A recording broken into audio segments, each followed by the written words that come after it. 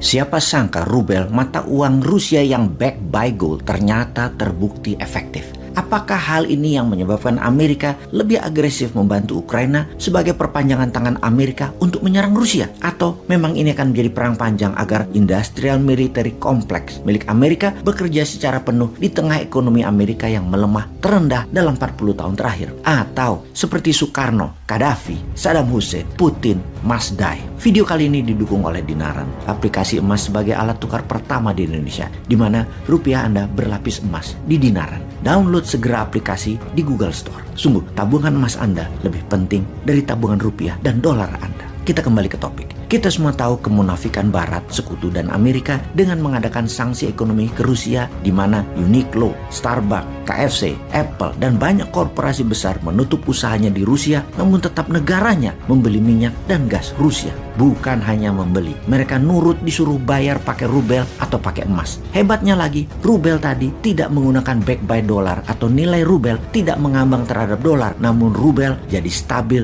dipatok pakai harga emas. Inilah hal yang terbukti efektif yang dilakukan oleh Putin untuk melawan sanksi ekonomi dengan serangan balik. Dengan tetap membeli rubel dengan standar emas, maka sesungguhnya perang Ukraina akan panjang dan dalam jangka panjang Eropa akan bangkrut, begitu juga Amerika akan bangkrut. Rubel backed by gold dan transaksi emas membeli minyak dan gas ini akan menjadi topik pembicaraan kita kali ini. Karena banyak pengamat militer berkesimpulan, jangan-jangan tindakan sekutu yang didalangi oleh Amerika dan Inggris bukan atas nama kemanusiaan membela Ukraina itu, tetapi rubel backed by gold ini akan membahayakan US dollar dan pound sterling ke depannya. Inilah tindakan utama mereka sesungguhnya. US dollar yang menguasai 65% perdagangan dunia ditambah euro sekitar 22% adalah 87% mayoritas transaksi di dunia akan terancam dengan rubel dan emas sebagai alat bayar, sehingga Rusia harus diserang dan disudahi perannya. Kita kembali ke zaman Obama yang mengatakan people of Libya need to be protected, atau rakyat Libya harus dilindungi. Dilindungi dari siapa?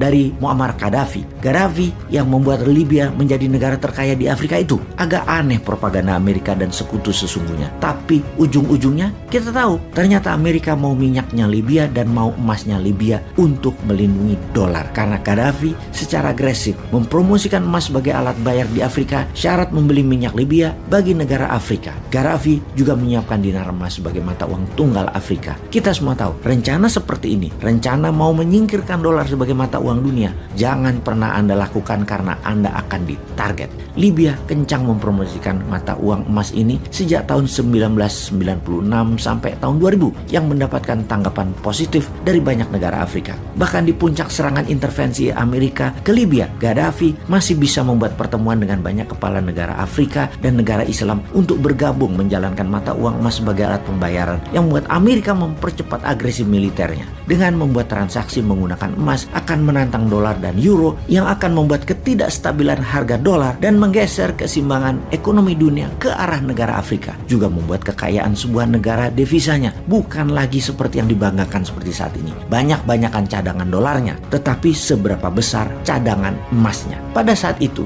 Libya punya cadangan emas 144 ton. Inggris punya 3 kali lipat, mendekati 450 ton. Namun penduduk Inggris 10 kali lipat penduduk Libya. Jadi ketika minyak Libya dibayar harus pakai emas, maka Amerika terancam. Gaddafi harus jadi pendosa dan rakyat Libya harus dilindungi. Pala lo bau menyan.